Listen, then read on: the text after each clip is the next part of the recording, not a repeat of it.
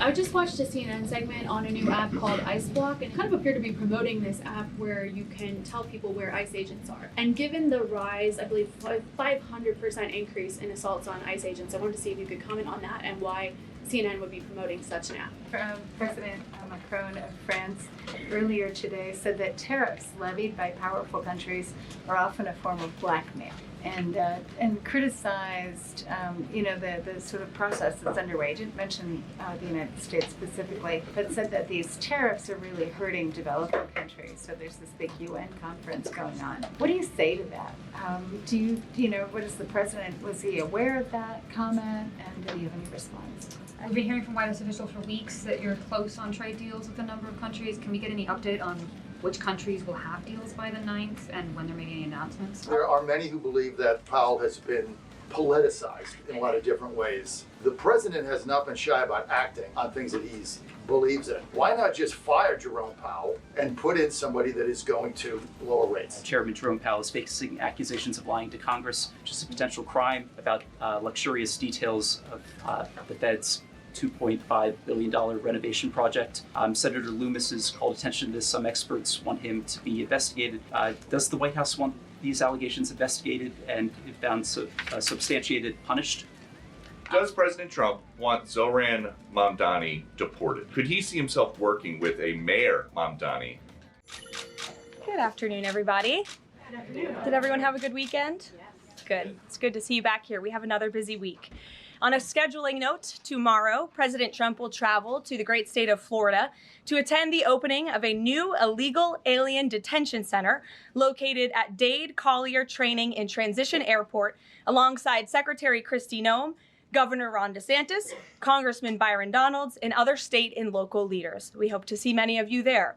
The facility is in the heart of the Everglades and will be informally known as Alligator Alcatraz. There is only one road leading in, and the only way out is a one-way flight. It is isolated and surrounded by dangerous wildlife and unforgiving terrain. The facility will have up to 5,000 beds to house, process, and deport criminal illegal aliens. This is an efficient and low-cost way to help carry out the largest mass deportation campaign in American history. We are truly coming off a historic week of President Trump racking up win after win on behalf of the American people. President Trump restored peace through strength and acted decisively as commander-in-chief to obliterate the immediate threat of the Iranian regime's nuclear capabilities and then brokered a ceasefire between Israel and Iran, which continues to hold. Then, the president traveled to the Netherlands and achieved a monumental win for the United States and the NATO alliance by getting our allies to dedicate 5% of their GDPs to military spending.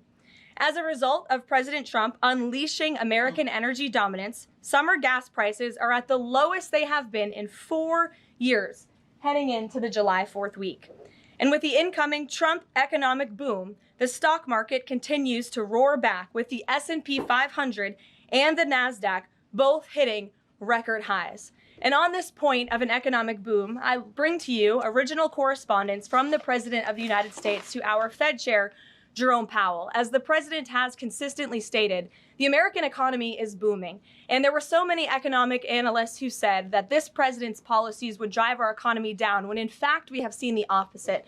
We've seen a massive deregulation campaign take place.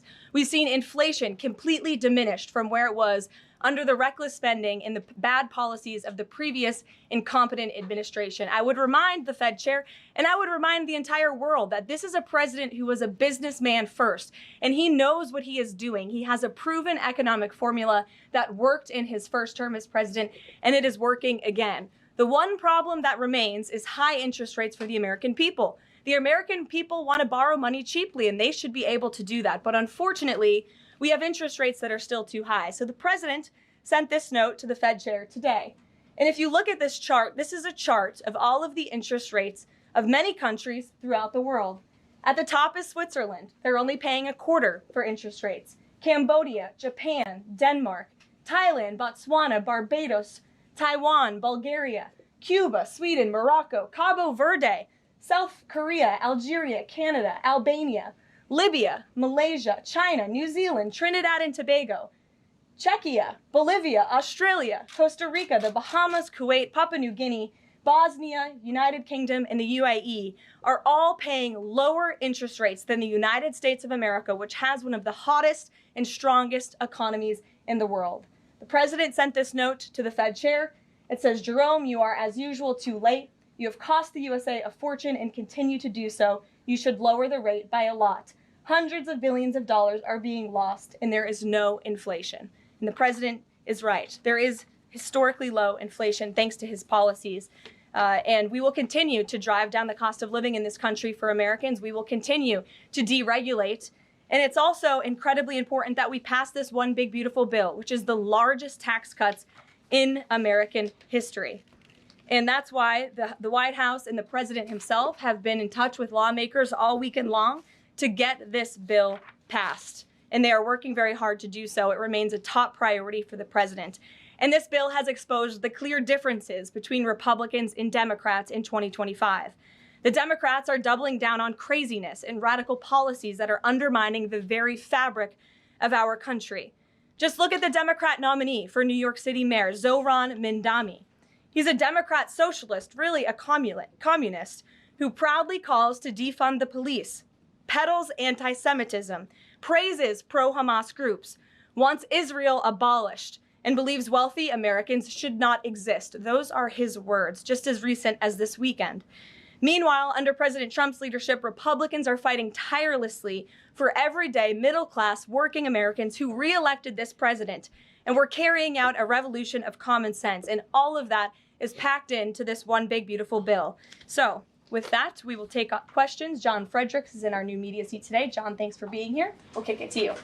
Thank you, Caroline. Let's get to the one big, beautiful bill first. It appears now you're going to get at least 50 votes in the Senate. There'll be some amendments. What is the president's confidence level in getting 218 votes in the House by the end of this week in order for him to sign it on Friday? Well, look, we are very well aware, the president is very well aware, that this bill needs to not only pass out of the Senate, but it needs to go back to the House. And we need the full weight of the Republican conference to get behind this bill. And we expect them to, and we are confident that they will. The president has been working hand in hand with Senate Majority Leader Thune and also our House Republican leader, or the Speaker of the House, Mike Johnson, both of whom will be at the White House today to meet with the president yet again. I believe they were here this morning, actually. I have one follow-up. Sure. You outlined Jerome Powell and the note that the president just sent to him. There are many who believe that Powell has been politicized in a lot of different ways. The president has not been shy about acting on things that he believes in. Why not just fire Jerome Powell and put in somebody that is going to lower rates? Why wait?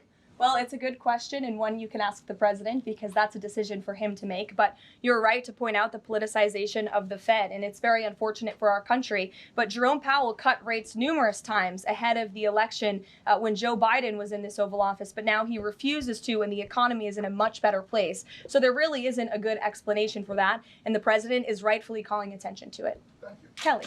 Good afternoon. On Iran, the president posted on his social that he is not even talking to them anymore. When we were at NATO, he said he expected the U.S. and Iran to have talks as early as this week and that he might even want to see a written agreement. What is the update now if he's saying he's not even talking?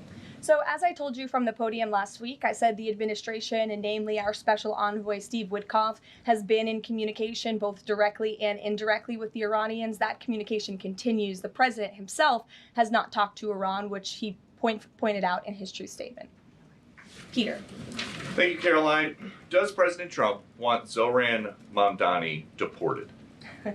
I haven't heard him say that. I haven't heard him call for that. But certainly he does not want this individual to be elected. I was just speaking to him about it and his radical policies that will completely crush New York City, which is obviously a city that the president holds near and dear to his heart. There's this Congressman, Andy Ogles. He wants the Attorney General Bondi to explore denaturalization proceedings because he thinks Mamdani could have misrepresented or concealed material support for terrorism based on rap lyrics he wrote in 2017. Does President Trump think this is a worthwhile use of the Attorney General's time? Well, I'll let the president speak to that. I have not seen those claims, but surely if they are true, it's something that should be investigated. And Could President Trump see himself, you said you just talked to him about this. Could he see himself working with a mayor, Mamdani, somebody who on Meet the Press this weekend was given 3 chances to condemn the phrase globalize the intifada, but he couldn't? Yeah, look, the president is always willing to work with everyone. He's working with Democrats across the country, Democrat governors, and he said he'll work with people on the far left. He works with Republicans. He works with people in the middle. He wants to do what's right for America, but surely someone who holds these values and is quite literally a communist and condemns every value that makes this country great. Common sense, law and order, low taxes, working hard, and earning your keep in this country. He's against all of that, and I think the president would find it difficult to work with someone like that. If he is elected, I'm sure you'll hear more from the president on that, but we'll have to see. Hopefully the voters of New York City choose wisely. Stephen. Thank you, Caroline. 2 questions. On the New York mayoral race, does the president plan to make an endorsement? And secondly, on Jerome Powell, a lot of the focus obviously has been on interest rates and him keeping them high, but a new controversy erupted today. My colleague first reported that he's facing Chairman Jerome Powell is facing accusations of lying to Congress, which is a potential crime, about luxurious details of the Fed's $2.5 billion renovation project. Senator Loomis has called attention to this. Some experts want him to be investigated. Does the White House want these allegations investigated and, if found substantiated, punished? I'll have to take a look at those allegations, and I will raise them to the president's attention and let him speak on them himself. To your first question regarding the mayoral race, the president was asked that yesterday by Maria Bartiromo. He refused to give an endorsement, so you won't get one from me at this podium unless he wants me to do that. Phil, go ahead. Thanks, Caroline. You mentioned the dangerous wildlife at the alligator Alcatraz. Is that a design feature? Why is the president going with this mega bill in such a precarious position in the Senate? And then also, can you talk about the CBO estimate that it would add about 11 million uninsured?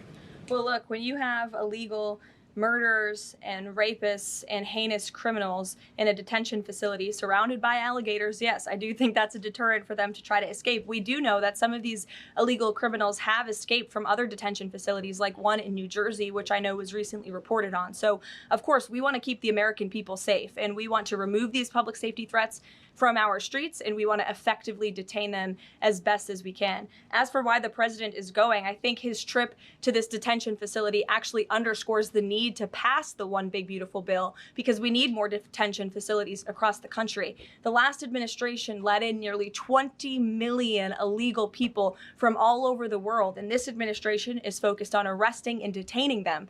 But in comparison to that 20 million illegal criminal population in our country, we only have 7,000 ICE agents in the interior who are doing this very important work. And so we obviously need more personnel, we need more resources, and that's why we need to pass the One Big Beautiful Bill. On the CBOs. Go ahead. Behind you. Go ahead. Thank you, Caroline.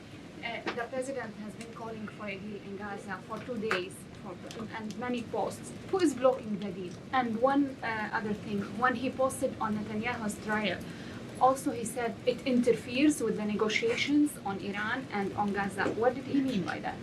I'm sorry, to your second question? The second question, when he posted about the Israeli Prime Minister trial, Yes. He said it interferes with the negotiations on Gaza and on Iran. What did he mean by that? It interferes because it physically and logistically was interfering. The prime minister was slated to go to court last week when he's in the middle of negotiating a peace deal and bringing hostages out of a war-torn region. And so the president was simply, I think, emphasizing his empathy that he has for Bibi Netanyahu and seeing him go what he's going through with his own judicial system in the state of Israel. Clearly, the president knows that very well. He, too, was a victim of a judicial system that was trying to put him in jail. As you all know, you all covered it, but President Trump prevailed. That's why he's back in the Oval Office, and he believes that Bibi Netanyahu is a great leader for the people of Israel. The president just worked with him closely to end that 12-day war and to obliterate Iran's nuclear facility, to take out that imminent threat, not just to the state of Israel, but also to the United States of America and the rest of the world. And he believes that Prime Minister Netanyahu should be praised for that. Mary. Thanks, Caroline. I just watched a CNN segment on a new app called ICE and it kind of appear to be promoting this app where you can tell people where ICE agents are. Given the recent rise, An app that tells people where ICE agents are? yes, and given the rise, I believe 500% increase in assaults on ICE agents, I wanted to see if you could comment on that and why CNN would be promoting such an app. Well, it's a very good question. I'll have to go back and watch the clip myself, but surely it sounds like this would be an incitement of further violence against our ICE officers. As you know, as you stated, there's been a 500% increase in violence against ICE agents, law enforcement officers across the country who are just simply trying to do their jobs and remove public safety threats from our communities. And that's something we as Americans, including journalists at CNN who live in many of these cities where illegal aliens are hiding and were let in from the previous administration, should be very grateful for. So we haven't seen the clip. We'll take a look at it, but certainly it's unacceptable that a major network would promote such an app that is encouraging violence against law enforcement officers who are trying to keep our country safe. In the back, News Nation, go ahead. Thanks, Caroline. The president did And then in announce. front of you, yes. In front of. Sure, I'll president take did. both of you. The president did announce last week that the trade deal with India is closed, and this could happen anytime soon. Are there any roadblocks as of now? Are there any updates on that? And how does the president see this about China's role or its influence in the Indo-Pacific region? Sure, yes. The president said that last week, and it remains true. I actually just spoke to our Secretary of Commerce about it. He was in the Oval Office with the president. They are finalizing these agreements, and you'll hear from the president and his team, his trade team, very soon when it comes to India. And on China, how do we counter China on that front? Yes, I mean, look, India remains a very strategic ally in the Asia Pacific, and the president has a very good relationship with Prime Minister Modi, as you know, and he will continue to have that. Andrea. Yeah, so President Macron of France earlier today said that tariffs levied by powerful countries are often a form of blackmail, and criticized the sort of process that's underway. He didn't mention the United States specifically, but said that these tariffs are really hurting developing countries. So there's this big UN conference going on. What do you say to that? What is the president, was he aware of that comment, and did he have any response? I think the president and the White House would certainly reject that characterization by Prime Minister Macron. Tariffs are an effective use of presidential power to bring back the middle class, to bring back our manufacturing industry, which was the backbone of our American economy and has been hollowed out by globalist politicians who have caved to foreign countries instead of doing what's right for American workers. That's why the president is effectively utilizing his authority to wage tariffs and to utilize tariffs, and continues to be in discussions and negotiations on trade to do what's right for America. And Europe and the rest of the world might not be used to that, but President Trump is back in town, and he's going to do what's right for our people and our country. Can I just follow up on Netanyahu? So there's a report in Israeli media that the Prime Minister will actually be here, that Netanyahu will be here today meeting with the President. Can you confirm that? I don't believe Prime Minister Netanyahu is here today. I think you guys would know about that by now. Unless there's something going on I don't know about, but I don't believe he is. I do know he has expressed interest in coming to Washington and meeting with the president, and we are working on a date for that. I do not believe it is today, but that would be fun. You never know in this White House, let's be honest. Go ahead. Thanks, Caroline.